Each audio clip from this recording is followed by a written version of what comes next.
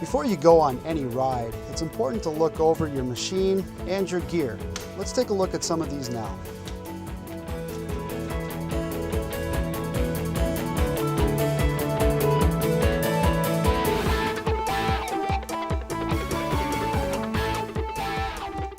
When you're checking over the ATV, one of the most important things that you can do is to make sure that the lug nuts are securely fastened.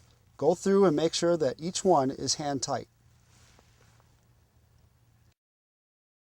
Next is make sure that the controls and cables are ready for operation and are free moving.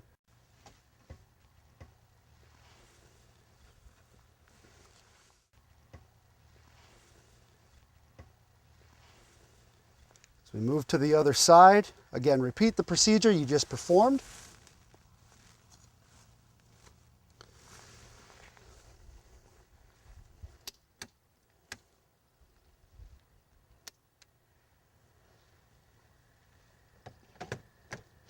Everything is free moving.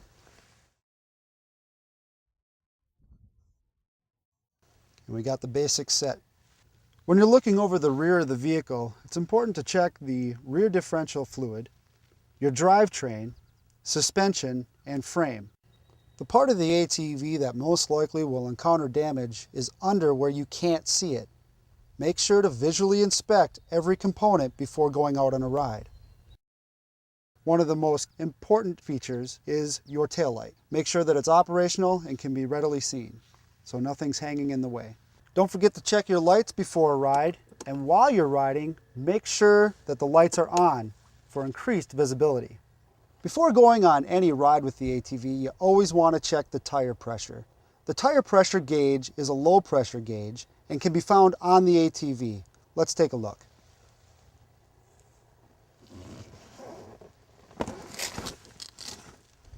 This low pressure gauge happens to be underneath the seat. A lot of times underneath the seat you will find the battery as well. Make sure that there's no corrosion on the battery and that the components are nice and clean. The toolkit will have all your basics for maintaining any part of that machine. In the toolkit you'll find this low pressure tire gauge. So let's take a look at the tire and see what the pressure is. Let's take the valve stem cover off. Place the gauge on the nozzle. And this one's reading at just over 5 pounds. Most ATVs will have a listing on the fender for what pressure they recommend. 5.1 psi, we're right on target.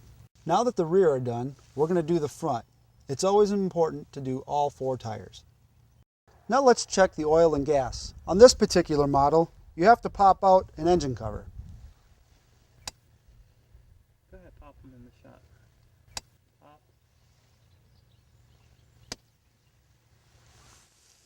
Now be careful when you take the cover off not to lose any of the snaps.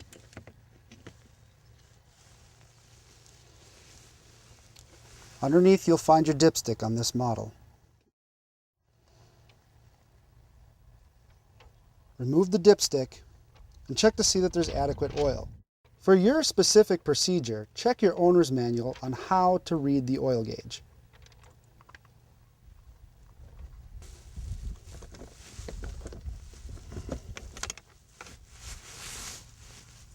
See, losing them just like that. Now for the fuel, let's check the gauge.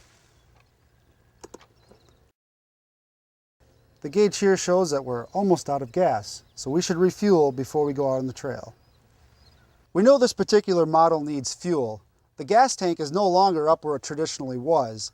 This model has the gas tank under the seat. So we'll open up the cap. Let it depressurize, and then add the fuel.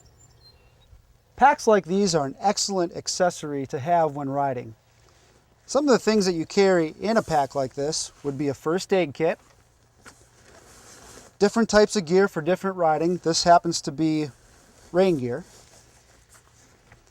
And the newer packs will actually have places for beverages, water, soda, sports drinks, what have you. The only thing you don't want to have is alcohol.